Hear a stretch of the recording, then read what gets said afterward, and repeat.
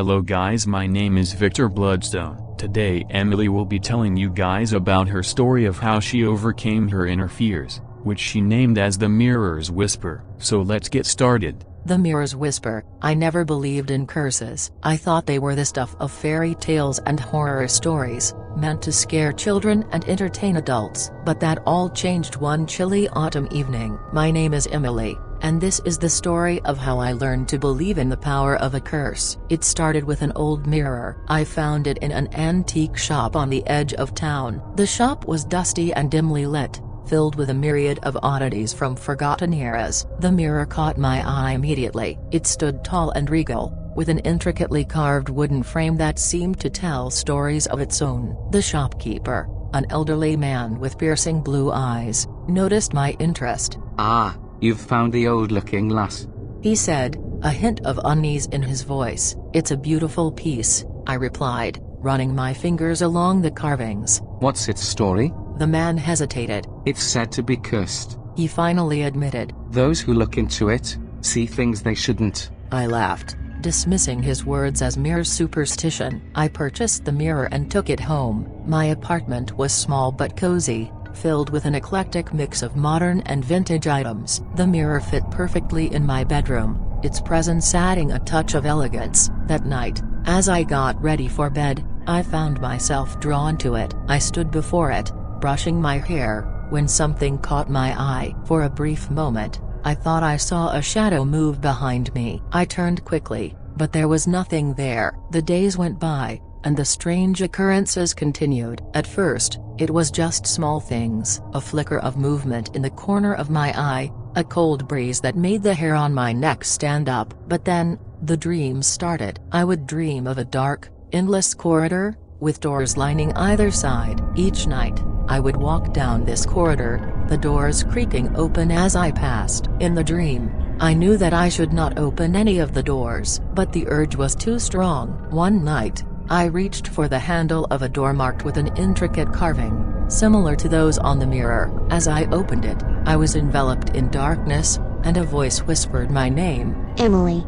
I woke up in a cold sweat, my heart pounding. The next day, I tried to shake off the unease. I went about my usual routine, but the mirror seemed to be watching me. I could feel its presence, almost as if it had a life of its own. That evening, as I sat in front of it, I noticed something strange. My reflection was smiling, even though I was not. A chill ran down my spine. "What's happening to me?" I whispered, my voice trembling. As if in response, the mirror's surface rippled, and the room around me began to change. The walls faded away, replaced by the dark corridor from my dreams. I was no longer in my bedroom. I was inside the mirror. Panic set in. I turned, trying to find a way out, but the corridor stretched on endlessly. The doors loomed on either side, their carvings now glowing with an eerie light. The whispering grew louder, filling my ears with a cacophony of voices. "Emily!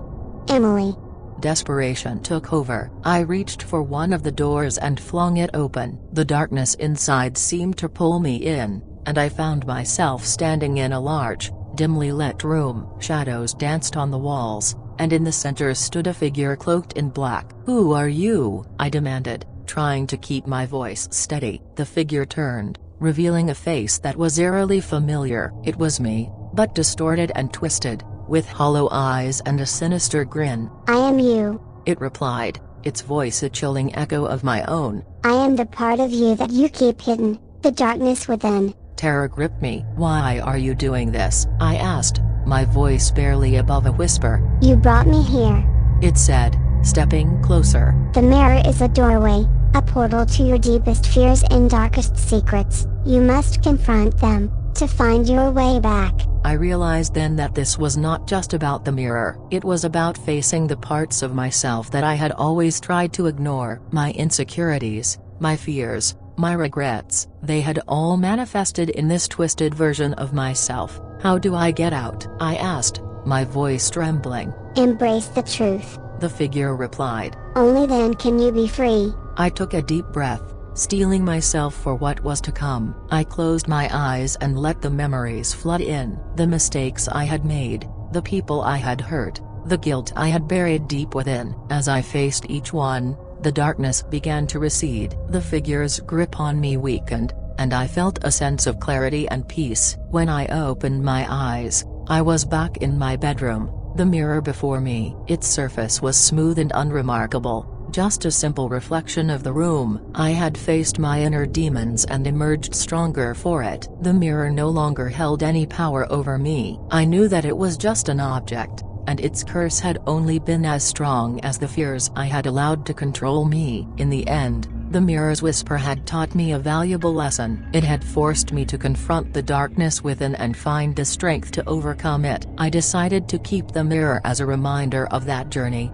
but I placed it in a corner, covered with a cloth. Some stories are meant to be remembered, but not relived. And as for the whispers, they became a distant memory, a testament to the power of facing one's fears. Emily's story, The Mirror's Whisper, highlights the importance of confronting and overcoming one's inner fears. One should never keep their inner fears within themselves and get afraid to it every day. If you liked the stories, then consider liking the video and subscribing my channel, as it would motivate me to make more videos for you guys, and thank you for watching this video.